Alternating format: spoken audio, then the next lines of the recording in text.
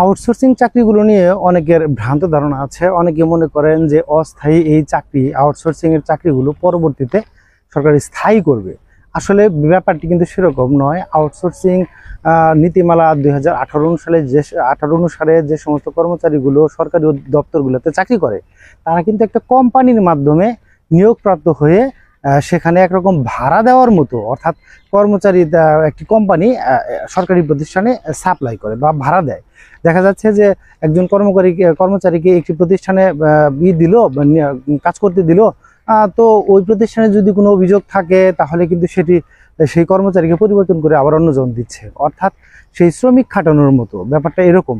তো এই পদ্ধতিতে সরকার অফিস সহায়ক ছাড়া অন্য যে সমস্ত কর্মচারী আছে, চতুর্থ শ্রেণীর কর্মচারী, এখানে যদিও বলা হয়েছে 16 থেকে 20 গ্রেড পর্যন্ত সকল ধরনের কর্মচারী আসলে ভবিষ্যতে নিয়োগ হবে না।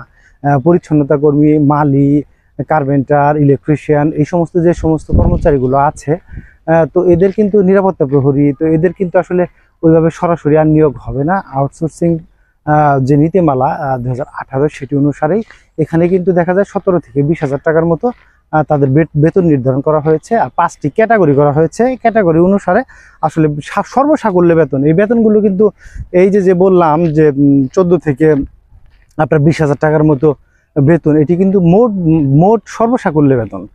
তো এটি বেতন বৃদ্ধিও হবে না, এখানে আবার স্থায়ীও হবে না, ইনক্রিমেন্টও হবে না, বা বোনাস ইনক্লুডেড, এই সমস্ত ব্যাপার নাই। তো কোম্পানিকে প্রোভাইড করবে সরকারি প্রতিষ্ঠানগুলো। কোম্পানি সেই সরকারি প্রতিষ্ঠানে কর্মরত যে আউটসোর্সিং পদ্ধতিতে কর্মচারী, তাদেরকে মূলত সেই পেমেন্টগুলো দিবে। তো এখানে চাকরি স্থায়ী হওয়ার কিছু নেই, এই চাকরিগুলো সম্পূর্ণ অস্থায়ী। এবং এটি যে কোম্পানি সাপ্লায়ার হিসেবে কাজ করে সেই কোম্পানির উপরে নির্ভর করে। যে প্রতিষ্ঠানে বা যে সরকারি প্রতিষ্ঠানে কর্মরত থাকে সেই প্রতিষ্ঠানের উপরে আসলে এই বিষয়গুলো নির্ভর করে না। তো বিস্তারিত আমি ভিডিও ডেসক্রিপশনে দিয়ে দেবো, সেখানে আউটসোর্সিং নীতিমালা সম্পর্কে আরও জেনে নিতে পারবেন। ধন্যবাদ।